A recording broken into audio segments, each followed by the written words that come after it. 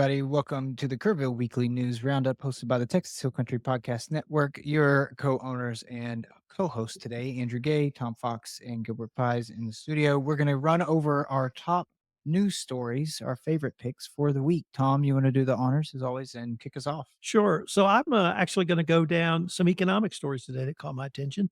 The first one was a little bittersweet, which is Bridget's Basket, a well known organic vineyard, food store, restaurant, kind of arts store near Hunt, announced it was closing on January 3. They have been just a light for Kerr County. They have a great little restaurant with some very interesting dishes, largely organic, largely grown on the farm. They have their own vineyard. They had their own store where they actually had organic chicken, beef, and eggs, maybe even some raw milk. I'm not quite sure about that. But they also had local coffee, and it was a delight to go out there. We didn't go out there but maybe once a quarter, but it was always a treat. Very reasonably priced and a great little place. They hosted the Hunt Art Fair the last 2 years, so we're going to lose that for the Magnificent Seven and the other local artists. I just really wanted to shout out to Bridget's Basket. They didn't announce what their next part of their journey would be, if any. So maybe we'll see them with another commercial establishment, but they've been around since 2016 and a big part of the Kerr County business scene. The second is an equally big part of the Kerr County business scene, and that's Entertainment Mart. Now, there had been some stories previously. I'm not sure if we've talked about them on the Kerrville Weekly News, but Entertainment Mart is on Main Street and they are moving to the mall. Yes, there are actually businesses moving to the Kerrville Mall, stunning as that may be. And it's not the Halloween and Christmas store that are there seasonally. Yeah. But Entertainment Mart has not only an interesting forward looking perspective, and I know Gil's going to talk about that, but they have an interesting retrospective story. So Entertainment Mart is on a huge block, like I said, on the Junction Highway, and it was originally a HEB. And then it became, for those of a certain age, Hastings Books and Records. And Hastings was one of the big chains that we used to have in the big box stores for books in the 90s. And the first decade of this year, I was a big fan of Hastings. Always had great books. And Hastings went bankrupt, but there was one company that bought their seven top stores, one of which was in Kerrville. So I was a little bit surprised to find a bookstore doing that well in Kerrville, considering there are none now, except for Entertain Mart. At any rate, so it rebranded itself Entertain Mart. It had not a Starbucks coffee, but a coffee shop attached. It has records, it has playthings, it has CDs, it has DVDs occasionally, and musical instruments, lots of musical instruments. And they had books. They had new books, they had used books. And it was a place my wife and I spent a lot of time and a lot of money buying books. So thank God we're not losing them. They're moving to the mall, as I said, but I wasn't aware of the rich history of that plot of land. And I know Gil's going to talk to us about what it may be going forward, but it's a part of the story of restoration and revitalization and continued change in the Kerrville economic scene. This is not a static community. It's a very dynamic community, and this is just one more part of the journey. So those were my two stories. Thanks, Tom. Excellent segue, Tom. Thank you for introducing the story about Entertainment. I'd like to talk a little bit about what's going to happen there, at least what's potentially or very likely to happen there. I've got two stories today, one of them regarding Entertainment and what's going to happen there, but another one, and both of these two stories are from our friend Louis Amistoy with the Kerr County Lead. The first story is, as you said, Tom, Entertainment is moving to the small or the mall, like we like to call it here in Kerrville. And I was around when it was Hastings, and Hastings had a lot of albums too. Man, that was a good place to go for music. But books was also one of them. The new next latest and greatest thing that's going to go there once Entertainment moves is a frost bank. Now, before you start protesting and freaking out about how come we need another bank, I guess the best answer to that question is they wouldn't come here if they didn't think they could make some money here. And so there's a lot of money in this community, which is good, I suppose. And Frost Bank is, of course, is the largest Texas-based financial institution. And they've decided they need to have a presence here. A lot of people already do business with them in various ways. Their next closest location is in Bernie, and so Kerrville just seems to be a natural extension of that expansion. It's kind of interesting though, because on that same corner, or within 100 yards of that same corner, there's Kirk County Credit Union, there's Texas Regional Bank that just opened, there is Sunflower Bank, and there is Broadway Bank, and it's just a banking kind of place, and it's just one of those things that is going to come in. I think it'll do good for Kerrville because Trust Bank is known as a community bank, and when they come to a community, they actually participate and sponsor things and do things actively in the community. So they're not going to just come here, take deposits, and do nothing for the community. I think it's going to do wonderful.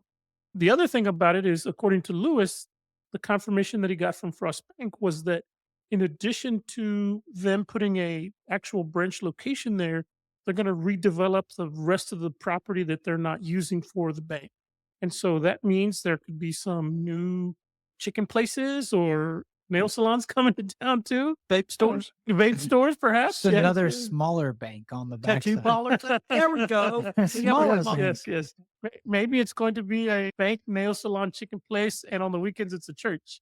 People seem to complain that's all that's here in Kerrville, but either way, I think it's, as you pointed out, it's an interesting development, the evolution of the commercial area in Kerrville. Our friend Lewis also had a story from our Kerrville historian and current mayor Joe Herring about how back in the 90s downtown Kerrville was pretty much a ghost town. It was really hard to get anybody downtown, but if you look at it now, over the years, it's grown, developed well, because private businesses have decided to invest in the Kerrville community, and it's doing well. And this is just another leg in that evolution that's happening. Even though it's a bank, I think it still means good things for Kerrville because they wouldn't come here if they didn't think it could be profitable for them in some way, shape, or form over time. And I think that's good. That leads us into the second story from our friend Lewis.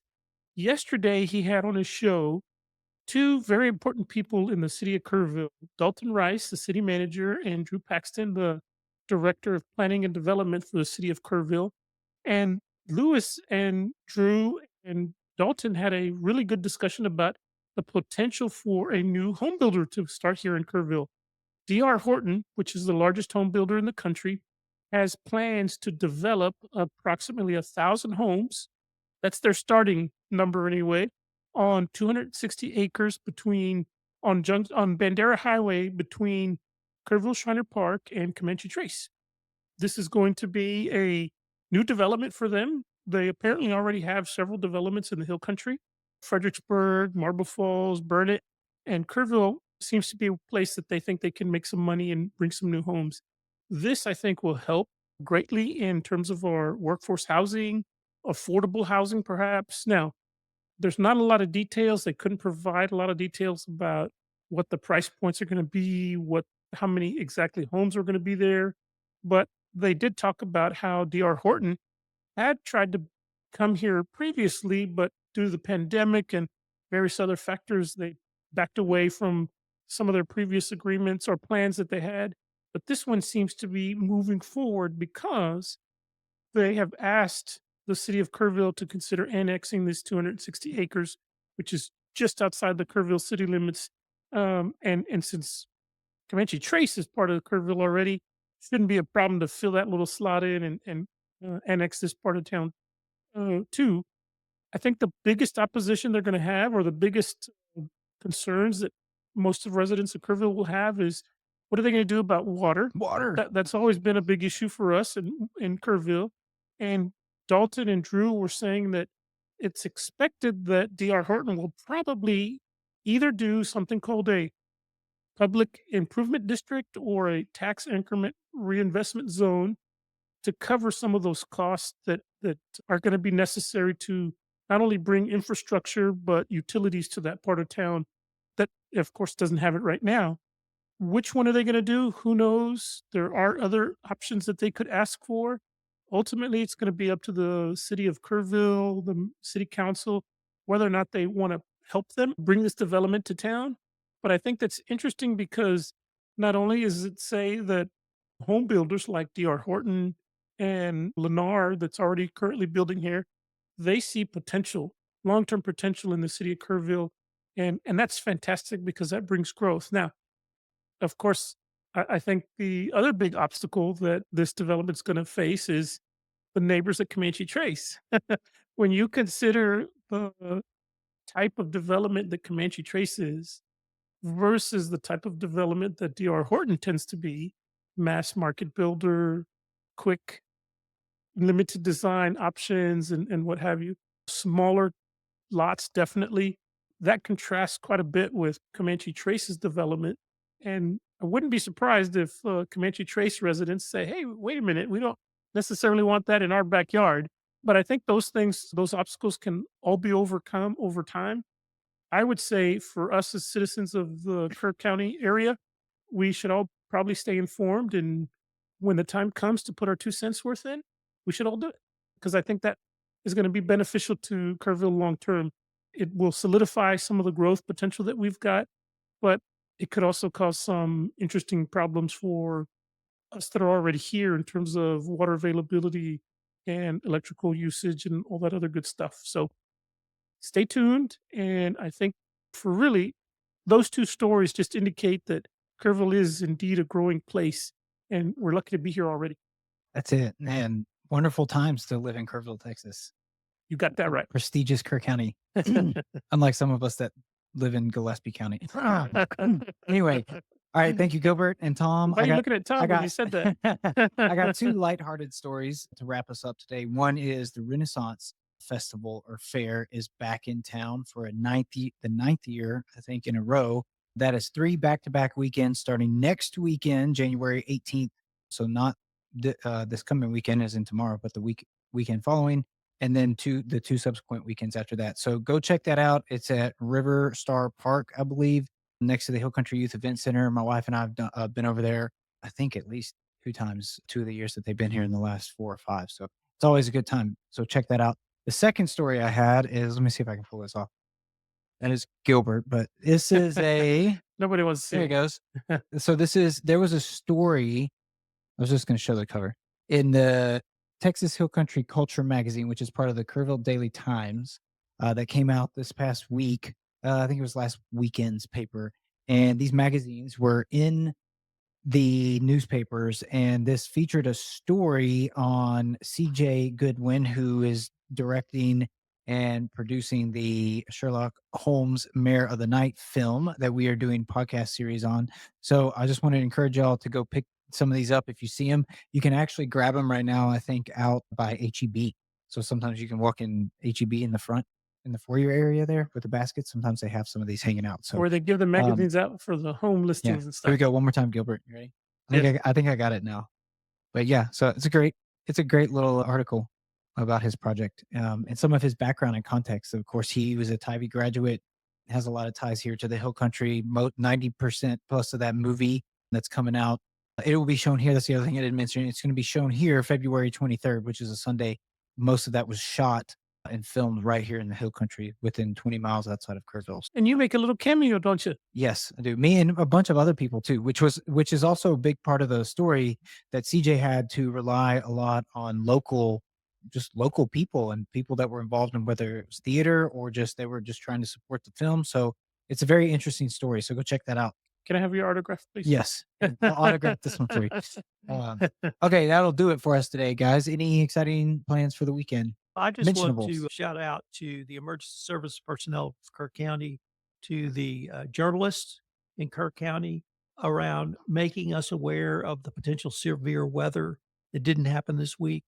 We got plenty of time. No one was surprised. Didn't turn out to be as cold or as wet as we thought it might be. I, for one, am glad for that. But the lead, the Kerrville Daily Times, the police department, the fire department, all put announcements out. I think everybody went to the grocery store and stocked up. So I just want to shout out to, when we thought we were going to have some really bad weather, even though we didn't have it as bad as it was predicted it could have been, I think everyone was ready this time. Everybody's gun shy from February 2021. Yeah. We don't want to go through that again. Yeah. No. I'm excited about the UT and Ohio State game tonight. The winner of that game goes on to play Notre Dame for the national championship. If I've got some time tonight, I'm going to get some popcorn and a nice cold one and sit in front of the fireplace and watch the. That's my kind of sports is playoff sports. I only start watching it once it gets to the end.